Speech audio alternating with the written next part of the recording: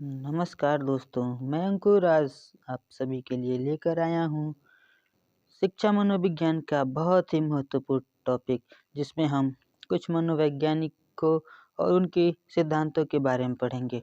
तो वीडियो को अंत तक देखिएगा। तो चलिए बिना समय गंवाए स्टार्ट करते हैं। तो ये रहा है स्क्रीन पे पहला नाम, एडवर्ड एल थॉर्नडाइक।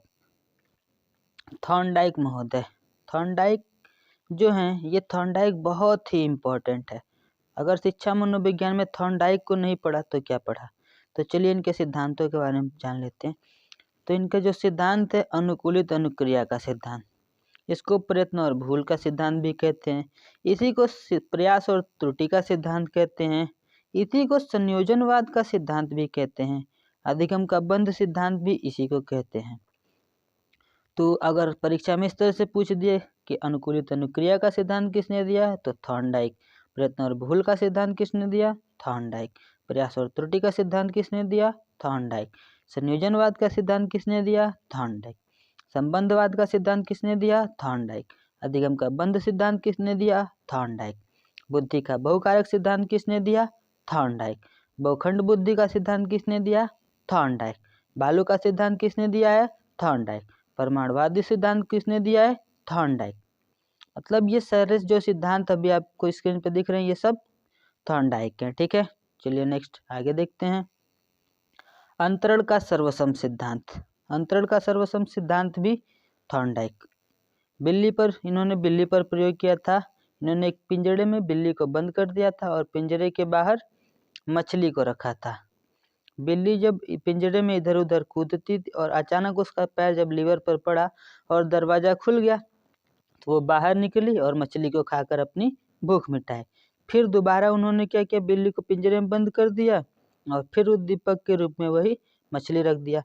फिर बिल्ली इस बार बहुत जल्दी लीवर पर पैर मारकर दरवाजा खोल के बाहर आ गए। तो इस तरह बार बार प्रयत्न करने के बाद बिल्ली अपने लक्ष्य को प्राप्त कर लेती थी।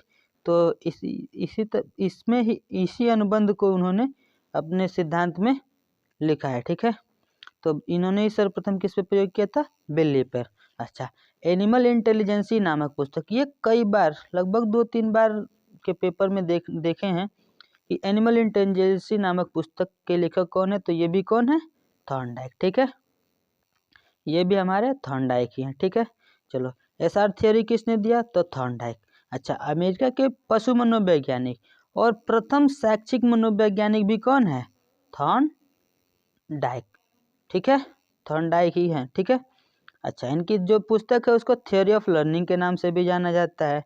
आवृत्ति का सिद्धांत भी थॉर्नडाइक ने दिया है। चलिए नेक्स्ट आगे देखते हैं। इन्होंने सीखने के मुख्य 3 नियम दिए हैं। सीखने के मुख्य 3 नियम। पहला नियम तत्परता का नियम, दूसरा अभ्यास का नियम, तीसरा प्रभाव का नियम। अच्छा, थॉर्नडाइक ने अधिगम के 5 गौड़ नियम दिए हुए हैं, जिसमें से पहला नियम है अभिवृत्ति या मनोवृत्ति का नियम, दूसरा बहु अभिक्रिया का नियम, तीसरा आंशिक क्रिया का नियम, चौथा सदृशीकरण या आत्मीकरण का नियम, पांचवा साहचर्य परिवर्तन का नियम। ठीक है, तो ये सारे नियम आप लोग, ये सीखने के कितने नियम? 3 नियम, तत्परता, अभ्यास और प्रभाव।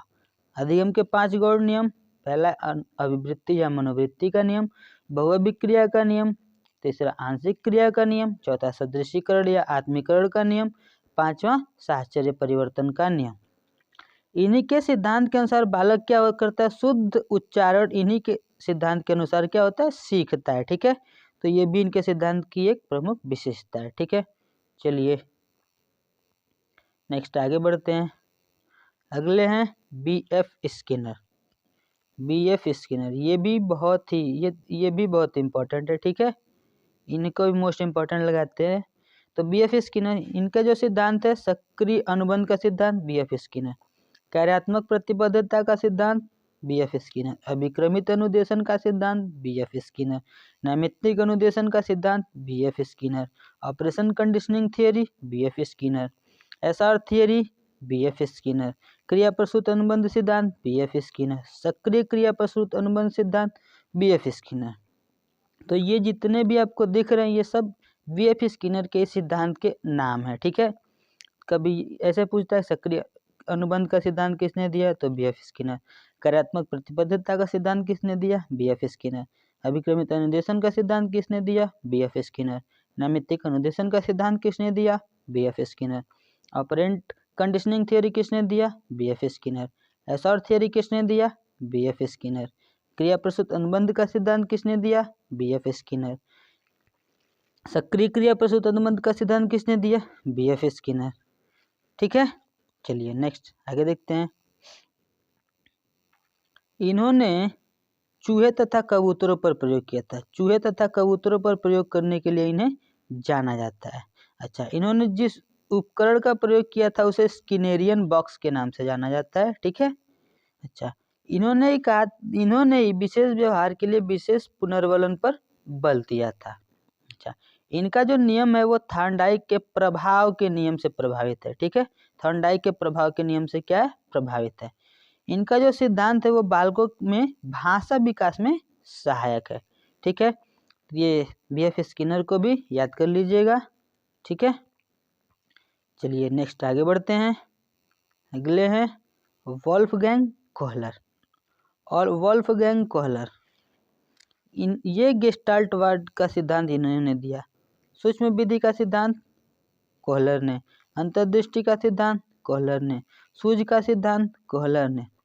ठीक है, तो ये जो गेस्टाल्टवाद का सिद्धांत है कोहलर का, सूक्ष्म विधि सिद्धांत कोहलर, अंतर्दृष्टि का सिद्धांत कोहलर, सूझ का सिद्धांत कोहलर। अच्छा, इन्होंने सर्वप्रथम क्या किया था? वनमानुषों पर प्रयोग किया था।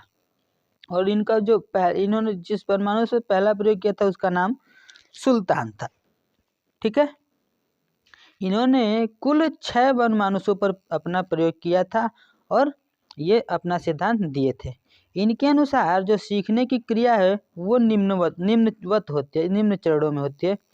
जैसे पहला क्या है? समस्या, अंतर्दृष्टि, सूझ और समाधान। अर्थात पहले समस्या आएगी, फिर उस पर विचार किया जाएगा, फिर अपनी बुद्धि का प्रयोग किया जाएगा और फिर समाधान मिल जाएगा। तो जो इनका सिद्धांत है वो इस प्रकार से संपन्न होता है। ठीक है, इन्होंने कहा था कि सीखने की प्रक्रिया जो है वो अचानक से हो जाती है। कोहलर के अनुसार जो सीखने की क्रिया है वो क्या होती है? अचानक होती है। ठीक है, सीखने की प्रक्रिया अचानक से हो जाती है तथा यह संज्ञानात्मक होती है। ठीक, इनके अनुसार अध्यापक को अपने अध्यापन में एक ही तरह के उदाहरण प्रस्तुत करने चाहिए जिससे बालक आराम से सीख ले।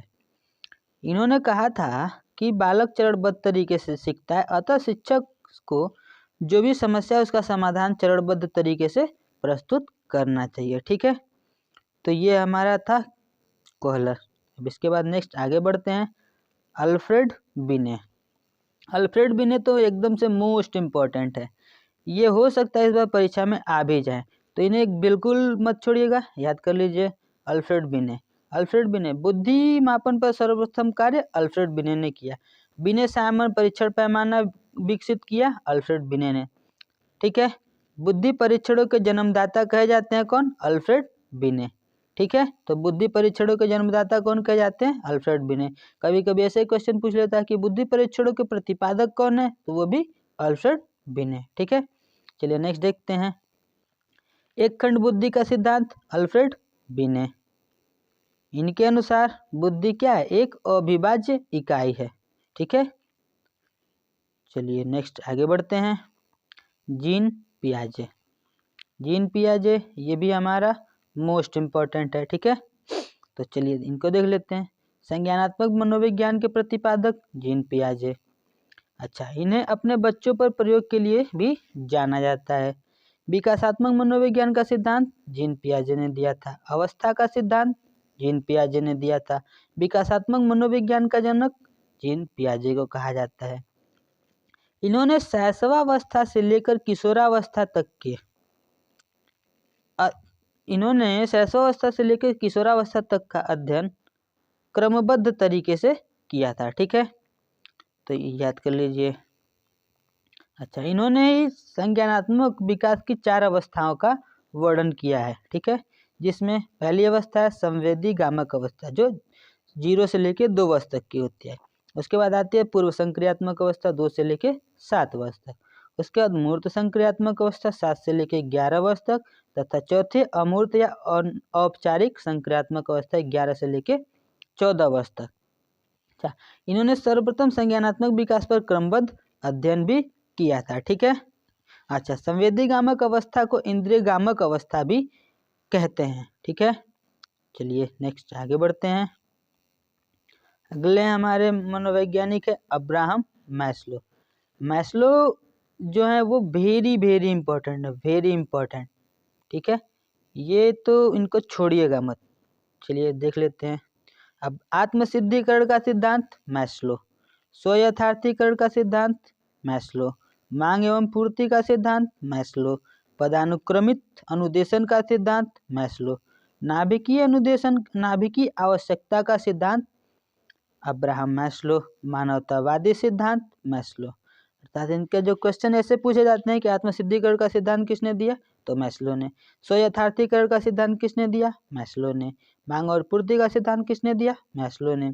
पदानुक्रमित अनुदेशन का सिद्धांत किसने दिया, मैस्लो ने। नाभिकीय आवश्यकता का सिद्धांत मैस्लो ने। मानवतावादी आवश्यकता का सिद्धांत मैस्लो ने। ठीक है, रट लीजिएगा इनको। इनके अनुसार जो शिक्षा है वो उच्च स्तर से निम्न स्तर की ओर चलता है। ठीक है। अच्छा, इनके सिद्धांत को ट्रायंगल का भी सिद्धांत, इनका जो सिद्धांत है इसे ट्रायंगल का सिद्धांत भी कहते हैं। ठीक है, चलिए नेक्स्ट आगे बढ़ते हैं। अगले पावलोव, ये पावलोव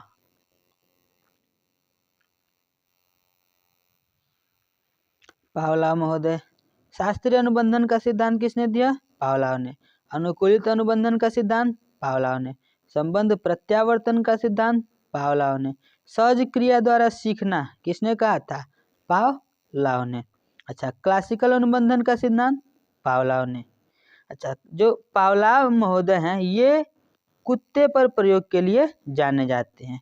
ये रूस के शरीर विज्ञानी थे और सन 1904 में इन्हें नोबेल पुरस्कार मिला था।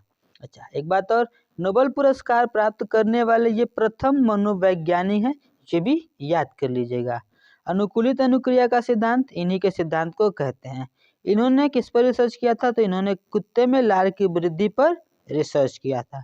ठीक है, तो याद कर लीजिएगा। चलिए अगला देखते हैं, चोमास्की और लेव वाइगोत्स्की। तो चोमास्की तो इस बार ट्रेंड कर रहे हैं, ये तो मोस्ट इम्पॉर्टेंट है। ठीक है, इनको तो बिना रटे जाइएगा भी मत।